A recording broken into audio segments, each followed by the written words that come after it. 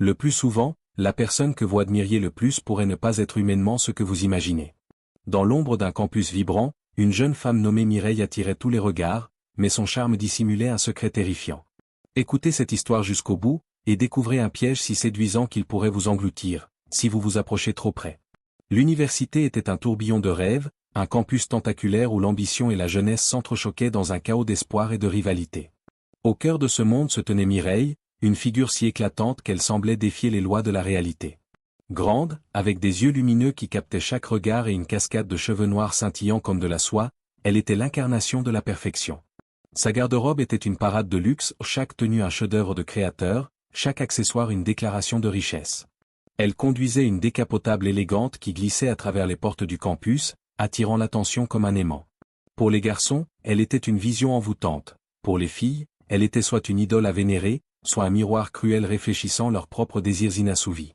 Mais ce qui rendait Mireille irrésistible, c'était le mystère qu'elle portait comme une cape. Elle parlait peu de son passé, de sa famille ou de son village natal, ne laissant échapper que des fragments énigmatiques à travers des sourires calculés.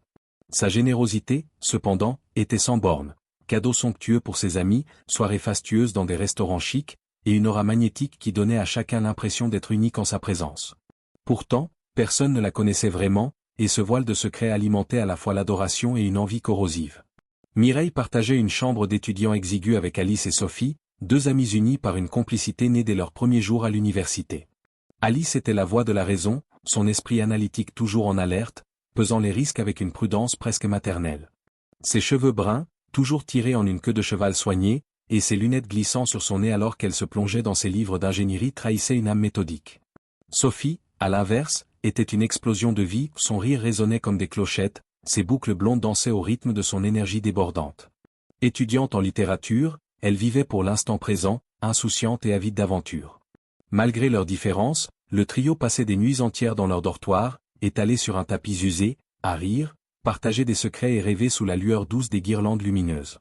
Au-delà de cette intimité, Mireille avait deux autres alliés dans son département d'histoire, Rolande, une jeune femme discrète mais d'une intelligence acérée, naviguant les cercles sociaux avec une précision calculée, et Lina, une beauté saisissante dont le sourire éclatant cachait une soif dévorante de gloire et de richesse.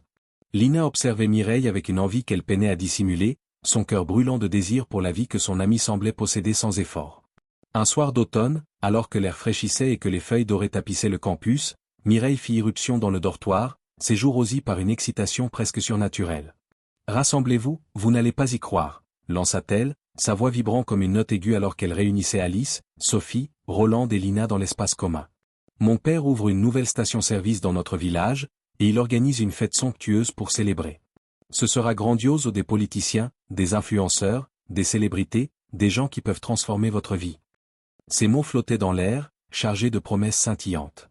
Pour la première fois, Mireille parlait de sa famille, esquissant un monde au-delà des murs de béton du campus. Les yeux de Sophie s'illuminèrent, son imagination galopant déjà vers des visions de glamour. « Une fête pareille ? Je suis partante !» s'écria-t-elle, battant des mains avec enthousiasme. Alice, elle, sentit une ombre d'inquiétude planer sur son cœur.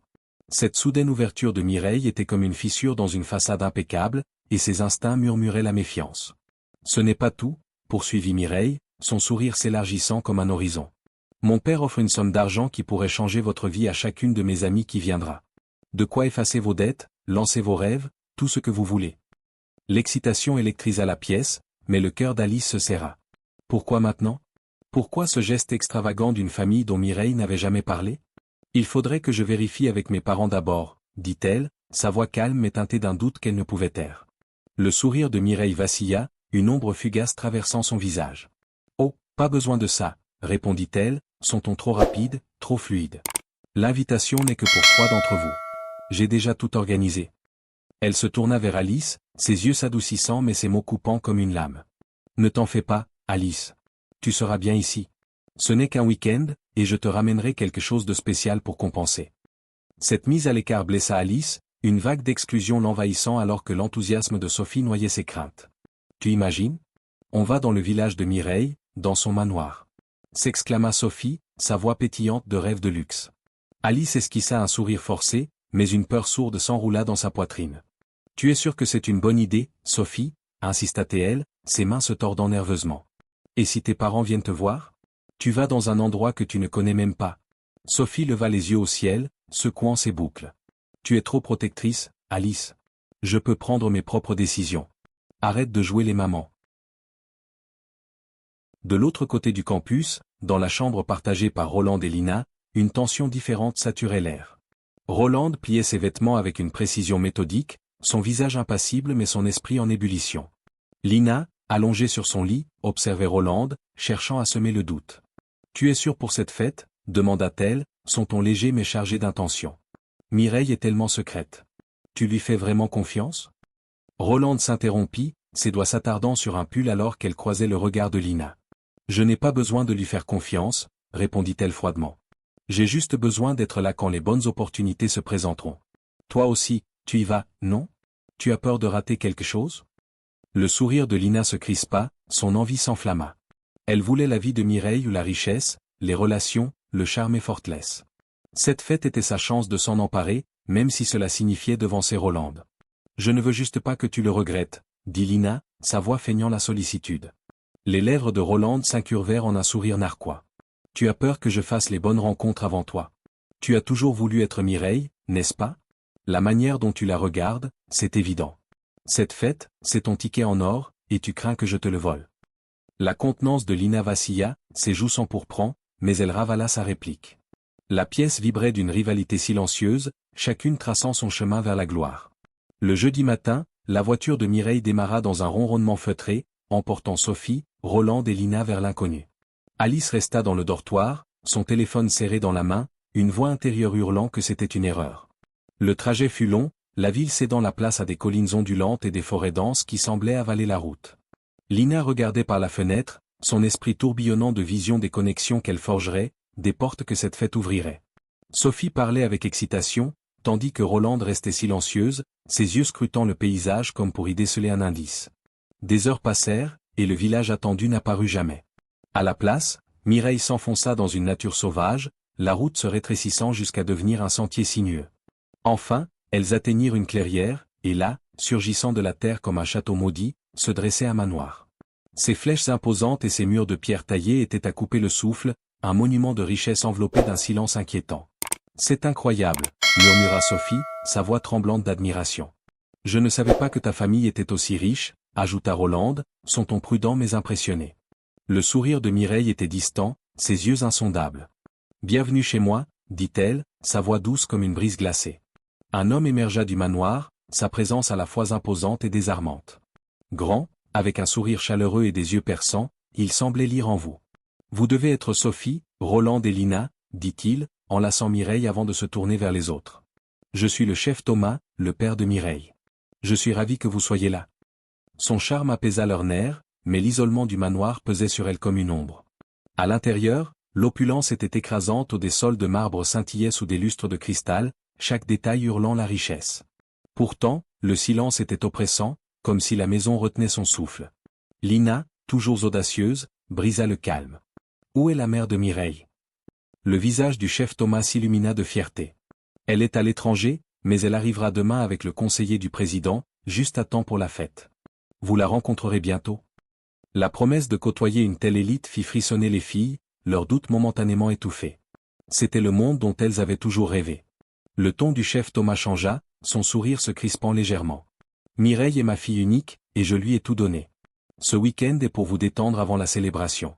Mais il y a une règle, pas de téléphone. » Lina fronça les sourcils. « Pas de téléphone ?» répéta-t-elle, sa voix tranchante.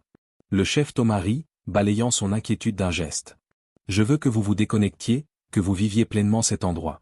Le réseau sera bloqué bientôt de toute façon, pour que vous soyez dans l'instant. » Le téléphone de Sophie vibra dans sa poche, un appel d'Alice. Elle s'écarta, répondant à voix basse. « Alice, on est là. » C'est incroyable, avant qu'elle ne puisse finir, un garde apparut, le visage sévère. « Pas de téléphone, mademoiselle, » dit-il, la main tendue. Sophie se figea, sa connexion avec Alice rompue alors qu'elle remettait son appareil. Roland et Lina cédèrent leur téléphone à contre-cœur, leur malaise grandissant. Les gardes semblaient moins hospitaliers que surveillants. Ce soir-là, les filles dînèrent avec le chef Thomas dans une grande salle, son charisme tissant un sort qui émoussait leurs doutes. « Reposez-vous bien, dit-il alors qu'elle se retirait, son sourire chaleureux mais ses yeux froids comme la pierre. Le grand jour approche. Mais lorsque l'obscurité enveloppa le manoir, il sembla s'animer d'une vie secrète. Lina se réveilla en pleine nuit, son souffle visible dans l'air glacial malgré ses épaisses couvertures. La pièce semblait vivante, comme si une présence invisible rôdait dans l'ombre. Un murmure à peine audible prononça son nom, Lina. Lina. Clair et terrifiant. Elle se redressa, le cœur battant, ses yeux fouillant l'obscurité. Le son s'arrêta, puis reprit, venant maintenant du couloir. Tremblante, elle se glissa jusqu'à la porte, jetant un œil dans le corridor désert. Les murmures s'intensifièrent, venant désormais du sous-sol, urgents et insistants. Elle claqua la porte, plongeant sous les couvertures, se convainquant que c'était le stress d'un lieu inconnu. Le matin apporta une nouvelle horreur, Mireille avait disparu. Elle est probablement en ville, à aider avec les préparatifs, dit Sophie, son optimisme intact. Mais au fil de la journée, Mireille ne revenait pas, et les réponses évasives du chef Thomas, elle est occupée, ne vous inquiétez pas, ne faisaient qu'accentuer leur malaise. La fête promise restait invisible. Aucun décor n'ornait les couloirs, aucun invité n'arrivait, aucun personnel ne s'agitait. Lina coinça une domestique, sa voix tranchante. Où est la fête? Que se passe-t-il? Les yeux de la femme fuyaient, sa voix tremblante. Tout est sous contrôle, murmura-t-elle, s'éclipsant avant que Lina ne puisse insister. Rolande, allongée dans un fauteuil de velours, contrastait avec la panique croissante de Lina. Tu te fais des idées, dit-elle. Ils sont riches. Peut-être qu'ils font tout à la dernière minute. Attends. Mais les instincts de Lina hurlaient que quelque chose clochait. Cette nuit-là, les murmures revinrent, plus forts, plus désespérés. Lina. Lina. Il venait du sous-sol, un chœur de voix griffant son esprit. Elle resta figée, sa respiration courte, trop terrifiée pour bouger. Au matin, Sophie avait disparu. Lina et Rolande fouillèrent le manoir, leurs pas résonnant dans les couloirs vides. La chambre de Sophie était intacte, ses affaires rangées, comme si elle s'était évaporée. Les domestiques esquivaient leurs questions, et le chef Thomas était introuvable. Il faut partir, murmura Lina, sa voix tremblante. Rolande acquiesça, sa composure s'effritant. Elles saisirent leurs sacs et s'enfuirent, la canopée dense de la forêt les engloutissant. À l'université, la peur d'Alice s'était muée en un poids suffocant. Le bref appel de Sophie était son seul lien, et 3 jours plus tard, il n'y avait rien. Les parents de Sophie appelèrent, inquiets, et Alice mentit, disant que Sophie étudiait. Mais la culpabilité la rongeait, et le 3e jour, elle craqua. J'ai menti, avoua-t-elle, les larmes coulant. Elle est partie au village de Mireille, et je n'ai plus de nouvelles. Ils se précipitèrent à l'université, exigeant des réponses. La réponse de l'administration fut un choc, aucune Mireille Thomas n'était inscrite. Elle était un fantôme, un mensonge tissé dans leur vie. La famille de Sophie se rendit à la police, qui localisa l'appel de Sophie dans une zone rurale isolée, à l'orée d'une forêt dense. Les habitants murmuraient à propos des terres du chef Thomas, un lieu où les gens disparaissaient, leurs voix chargées de peur. Dans la forêt, Lina et Rolande couraient, leur souffle saccadé, le bruit de la poursuite tout proche. Le chef Thomas et ses gardes étaient implacables, son visage autrefois aimable désormais un masque de rage. Rolande trébucha, s'effondrant. Je n'en peux plus, halta-t-elle, ses yeux écarquillés. Lina saisit son bras, l'exhortant à se relever, mais le regard de Rolande se durcit. L'une de nous peut s'en sortir si l'autre reste. Avant que Lina ne puisse réagir, Rolande la poussa, l'envoyant s'écraser au sol. Je suis désolé, murmura Rolande, s'élançant dans l'obscurité. Lina, étourdie, vit le chef Thomas émerger, ses mains se refermant sur la gorge de Rolande. Ses cris s'éteignirent, son corps s'effondrant sans vie. Lina rampa, les larmes coulant, la trahison de Rolande à la fois une blessure et son salut. Soudain, des policiers surgirent, plaquant le chef Thomas au sol. Lina, tremblante, fut tirée en sécurité, son corps secoué de soulagement et d'horreur. Au poste, le chef Thomas était assis, son visage étrangement calme, ses yeux distants. Lorsqu'on l'interrogea sur Mireille, il murmura, « Mireille n'est pas humaine. C'est un esprit, un de ceux qui marchent parmi nous, prenant ce qu'il veut. Je l'ai utilisé pour les attirer, mais elle a changé les règles. » Ces mots glacèrent la pièce.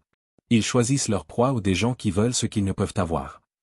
Son rire devint dément, son corps convulsant comme saisi par une force invisible. « Je n'aurais pas dû parler, murmura-t-il, ses yeux fous. Il se leva d'un bond, renversant la table, et courut dans la rue.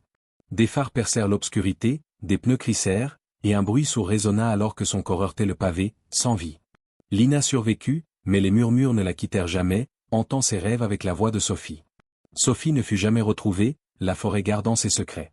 Alice, consumée par la culpabilité, jura de faire confiance à ses instincts, le poids de son silence une cicatrice éternelle. L'appât de la richesse et du glamour était un piège, drapé dans le visage d'une amie qui n'était jamais réelle. Certaines tentations sont des filets, parés de rêves, guettant ceux qui s'approchent trop près. Si cette histoire vous a captivé, partagez-la avec vos amis et laissez un commentaire pour nous dire ce que vous en pensez. Abonnez-vous pour ne pas manquer nos prochaines histoires, où l'ombre du danger pourrait vous attendre au prochain tournant.